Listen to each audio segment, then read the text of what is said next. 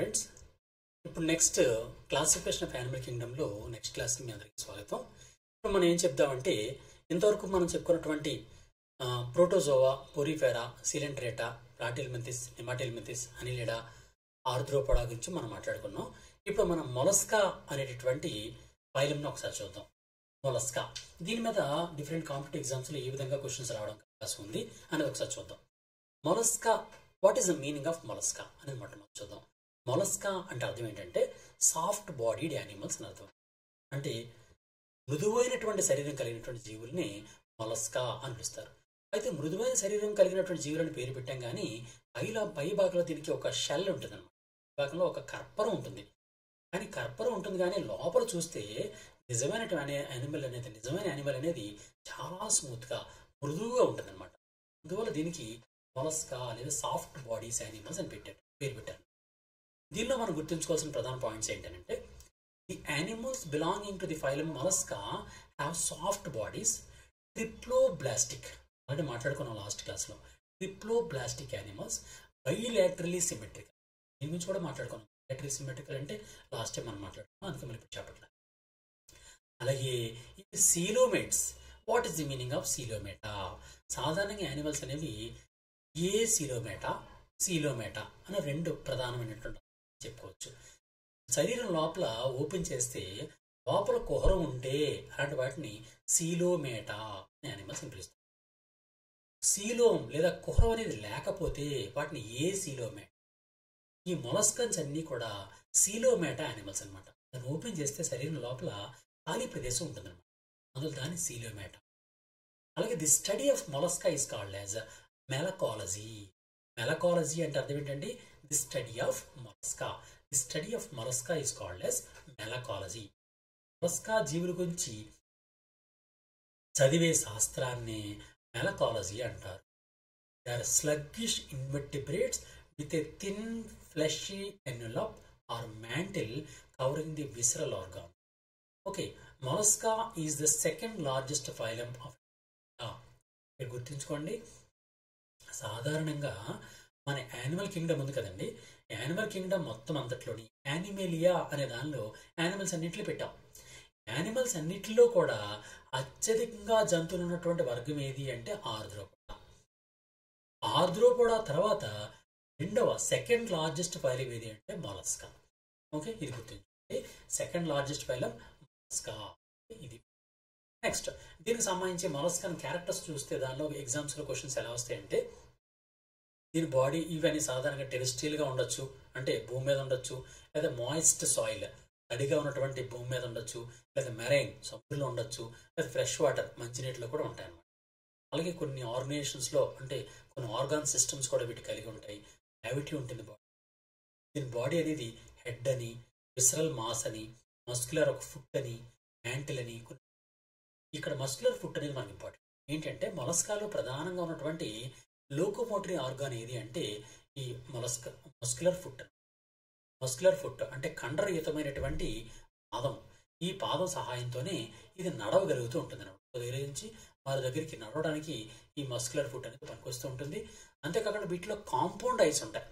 సాధారణంగా ఐస్ అనేవి రెండు రకాలుగా ఉంటాయి, simple I and compound I.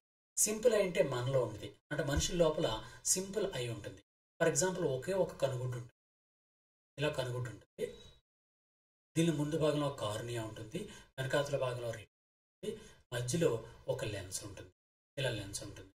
Okay, cornea పై భాగం నుంచి వచ్చినటువంటి వెలుగు అనేది, లైట్ అనేది లెన్స్ సహాయంతో ఈ రెటీనా మీద పడుతుంది. రెటీనా మీద పడినటువంటి ఈ బొమ్మ అనేది డైరెక్ట్గా ఆప్టిక్ నర్వ్ ద్వారా బ్రెయిన్కి వెళ్ళిపోతుంది. ఇది సింపుల్ ఐ. అలా కాకుండా ఈ ఆర్థోపోడా యానిమల్స్లో కానీ మొలస్కా యానిమల్స్లో కానీ కాంపౌండ్ ఐ ఉంటుంది. అదేంటి అని అంటే ఒక్క కన్ను ఐబాల్ కాకుండా దానిలో మల్టిపుల్ ఐబాల్స్ ఉంటాయి. ఎలా ఉంటాయంటే ఇలా డైమండ్ షేప్లో ఉన్నటువంటి అనేకమైనటువంటి ఐబాల్ ఇలా ఉంటాయి. ఎగ్జాంపుల్గా చేస్తానండి, మల్టిపుల్ ఐస్ ఉంటాయి. ఈ మల్టిపుల్ ఐస్ మనకు ఉన్నది ఒకటే ఐ ఉంటుంది, ఇదంతా ఒకటే ఐ ఉంటుంది, కానీ వీటిలో మల్టిపుల్ ఐస్ ఉంటాయి.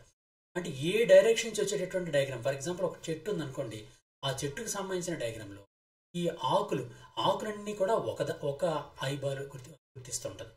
దాని కొమ్మల్ని ఇంకోటి గుర్తిస్తుంది. అండ్ చెట్టు ట్రంక్ని అంటే మెయిన్ ప్రధానమైనటువంటి కాండాన్ని ఇంకోటి గుర్తిస్తుంది. కిందన్న భాగాన్ని మరొకటి గుర్తిస్తుంది. ఇవన్నీ గుర్తించి అన్నీ కలిపి ఒక డయాగ్రామ్ని ప్రిపేర్ చేస్తాయి అన్నమాట.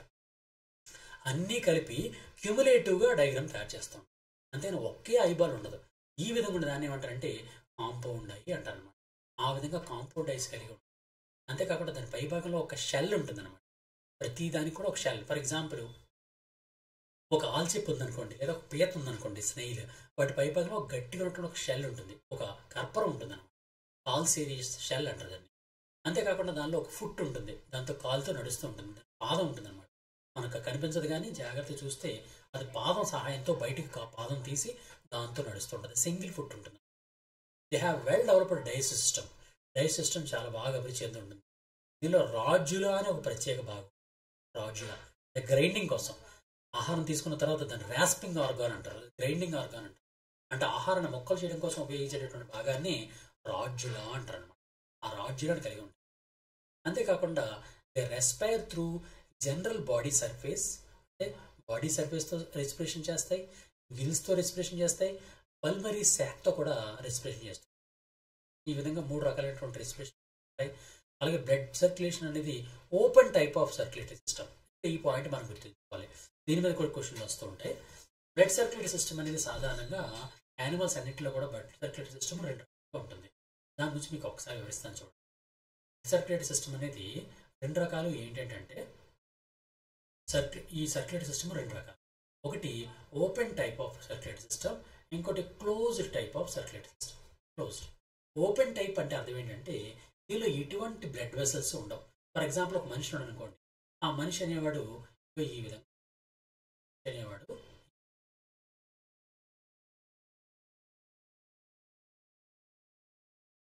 Just rough diagrams. ఓకే, ఇలా ఉంది. ఇప్పుడు ఈ దగ్గర ఉన్నటువంటి ఈ బ్లడ్, ఇక్కడ హార్ట్ ఉంది కదండి, హార్ట్ దగ్గర నుంచి బాడీ పార్ట్స్ అన్నిటి కూడా రక్తం ఎలా వస్తుంది? ఓ బ్లడ్ వెసల్స్ ఉంటాయి, ప్రత్యేకంగా బ్లడ్ వెసల్స్. ఇలా బోల్డెన్ ఆర్టరీస్ ఉంటాయి. ఆ ఆర్టరీస్ ద్వారా బ్లడ్ అనేది పంపింగ్ చేయబడుతూ ఉంటుంది అన్నమాట. ఆ విధంగా ఆర్టరీస్ లేదా బ్లడ్ ఆర్టరీస్ లేదా బ్లడ్ పంపించేటటువంటి ఆ ట్యూబ్స్ ఏవైతే ఉన్నాయో వాటిని ఏమంటారంటే క్యాపిలరీస్ అంటాం. అలాగే బ్లడ్ వెసల్స్ అంటాం. బ్లడ్ వెసల్స్ అంటే రక్తనాళాలు అన్నమాట. బ్లడ్ వెసల్స్, ఆ బ్లడ్ వెసల్స్ ఉంటాయి వీటిలో. మనుషుల లోపల బ్లడ్ వెసల్స్ ఉంటాయి. ఆ బ్లడ్ వెసల్స్ లోపల మాత్రమే రక్తం ప్రయాణం చేస్తూ ఉంటే అటువంటి సర్క్యులేటరీ సిస్టమ్ని closed type of blood circulatory system అంటారు. అంటే మనుషుల్లో ఉన్నది ఏది అంటే closed type of circulatory system. అది ఒక అండర్ డెవలప్డ్ యానిమల్ ఉందనుకోండి. ఫర్ ఎగ్జాంపుల్ ఒక కాక్రోచ్ తీసుకున్నాం, కాక్రోచ్, లేకపోతే ఒక ఆల్చిప్ప తీసుకున్నాం. ఈ ఆల్చిప్ప లేదా కాక్రోచ్ వంటి యానిమల్స్ ఎలా ఉంటుందంటే దీనిలో ప్రత్యేకంగా ఈ బ్లడ్ క్యాపిలరీస్ ఉండవు, వెసల్స్ ఉండవు. ఉండకుండా ఒక మొత్తం క్యావిటీ ఉంటుంది. ఈ క్యావిటీ మొత్తం అంతా కూడా బ్లడ్తో ఫిల్ అయిపోయి ఉంటుంది. ఈ బ్లడ్తో ఫిల్ అయినటువంటి ఈ క్యావిటీలో ఉన్నటువంటి రక్తం ఒక ప్రదేశం నుంచి మరో ప్రదేశానికి మూవ్ అవుతుంటుంది. ముందు నుంచి వెనక్కి, వెనక నుండి మూవ్ అవుతుంటుంది, అంతే. అంతే తప్ప దీనిలో ప్రత్యేకంగా క్యాపిలరీస్ లేదా బ్లడ్ వెసల్స్ అనేవి ఉండవు. ఆ విధంగా బ్లడ్ వెసల్స్ లేకపోతే అలాంటి దాన్ని open type of blood circulatory system అంటారు అనమాట. Open type of circulatory system అంటారు. ఈ విధంగా మొలస్కన్ అన్ని యానిమల్స్లో కూడా ఓపెన్ సర్క్యులేటరీ సిస్టమ్ ఉంటుంది. అర్థం ఏంటి? బ్లడ్ వెసల్స్ అనేవి ఉండవు. బ్లడ్ వెసల్స్ లేకుండా ఓపెన్గా రక్తం అనేది ముందు నుంచి వెనక్కి, వెనక్కి ముందు నుంచి ఉంటుంది. అంతేకాకుండా దీన్ని ఎక్స్క్రీషన్ అంటే విసర్జన క్రియ అనేది మెటానెఫ్రీడియా అనే ప్రత్యేక భాగాల ద్వారా దీనిలో ఎక్స్క్రిషన్ అనేది జరుగుతూ ఉంటుంది. అలాగే నర్వ్ సిస్టమ్ కోసం ప్రత్యేకమైన గ్యాంగ్లియా ఉంటుంది. గ్యాంగ్లియా అంటే నాడులన్నీ కలిసిపోయి ఒక గ్యాంగ్లియా ఒక సర్క్యులర్ ఆకారంలో మారిపోతాయి అన్నమాట. ఆ నాడులన్నీ కూడా ఒక నాడు కలిసిపోయి దీని నుంచి ఎలా నాడులు వెళ్తాయి, దీని నుంచి ఎలా నాడులు ఇలా అంటే మెదడు అనేది ఏర్పడడానికి పూర్వరూపం అనమాట. ఆ విధంగా ఒక గ్యాంగ్లియాన్, రౌండ్ సర్కిల్లో ఏర్పడినటువంటి గ్యాంగ్లియాన్ అనేది ఏర్పడుతుంది. అదే ఒక దీనిలో ఉన్నటువంటి స్పెషాలిటీ అన్నమాట. మొలస్కన్ యానిమల్ యొక్క స్పెషాలిటీ అదే. అలాగే టెంటికిల్స్ ఉంటాయి, ఐస్ ఉంటాయి, ఐస్ ఉంటాయి, ఆస్ప్రేడియం ఉంటుంది, స్టాటోసిస్ట్ ఉంటుంది. స్టాటోసిస్ట్ అనేది ఇక్కడ ఇంపార్టెంట్. సెన్సరీ ఆర్గాన్స్లో స్టాటోసిస్ట్ అనేది చాలా ఇంపార్టెంట్. ఏంటో చూద్దాం. స్టాటోసిస్ట్ అంటే అర్థం ప్రత్యేకంగా దీని లోపల, యానిమల్ లోపల 2 సెల్స్ ఉంటాయి. ఆ ఒక సెల్, ఇలా ఒక సెల్ ఉంటుంది. ఈ సెల్స్ అనేవి ఏం చేస్తాయంటే బాడీని స్టెబిలైజ్ చేస్తాయి. బాడీ పక్కకు కానీ ముందుకు కానీ పడిపోకుండా సమతల అంటే సమానమైన స్థాయికి అంటే బ్యాలెన్స్ని కాపాడడం కోసం ఈ స్టాటోసిస్ట్ అనేది ఉపయోగపడుతూ ఉంటుంది అనమాట.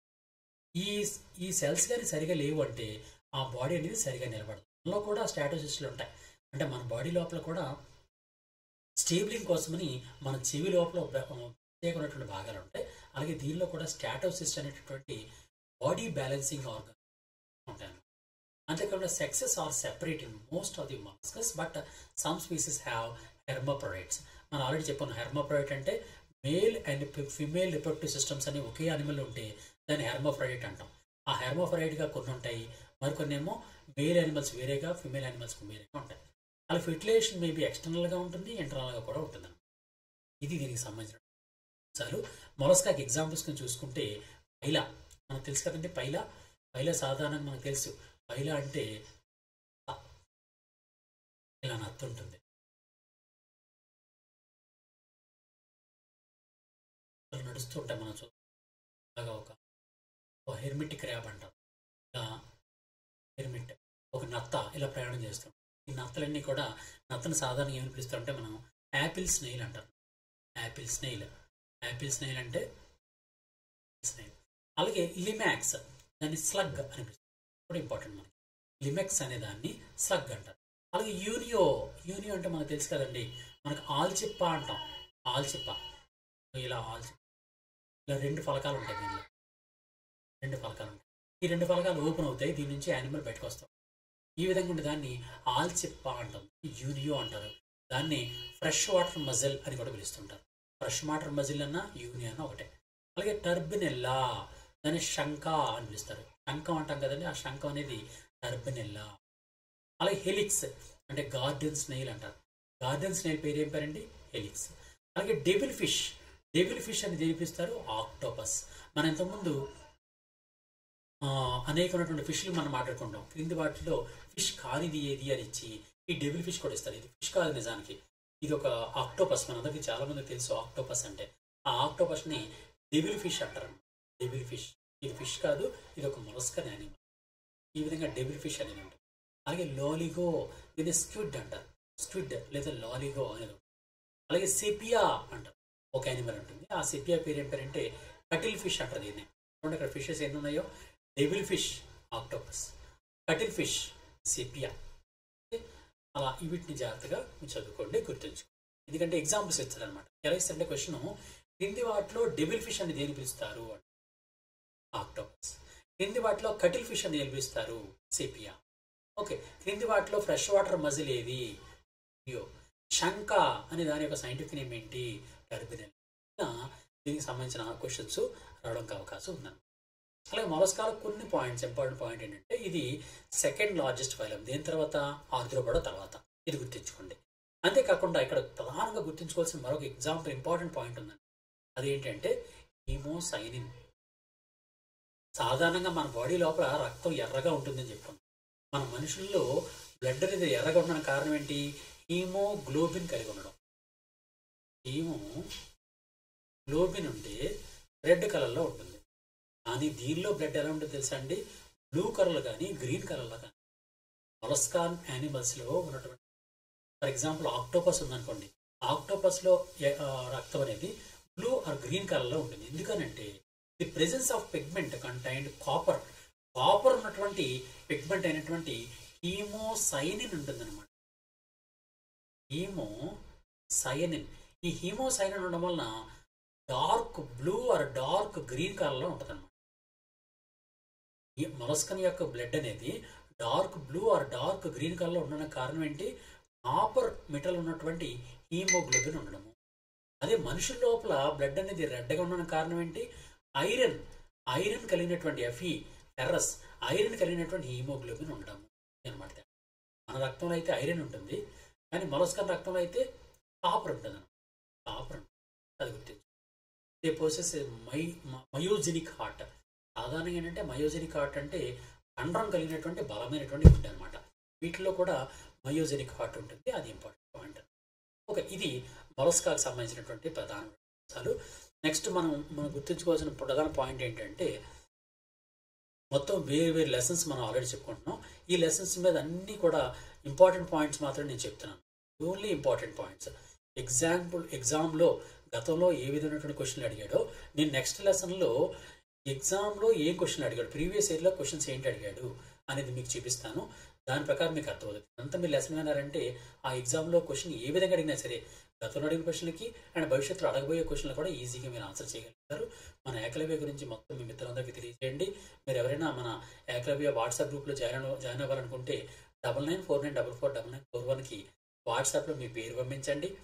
లేదు డైలీ మీరు కరెంట్ అఫైర్స్ని చదువుకోవాలనుకుంటే, ఫ్రీగా చదువుకోవాలనుకుంటే ప్లేస్టోర్ నుంచి GANDEEVAM గాంధీవం అని టైప్ చేసి మన యాప్ను పొంది మీరు ఫ్రీగా కరెంట్ అఫైర్స్ చదువుకోవచ్చు. మిగిలిన ఎగ్జామ్స్ గైడెన్స్ అన్నీ కూడా మీకు అందుబాటులో ఇస్తుంది.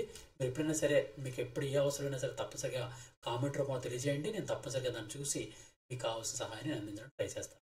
Okay, God bless you. Thank you very much.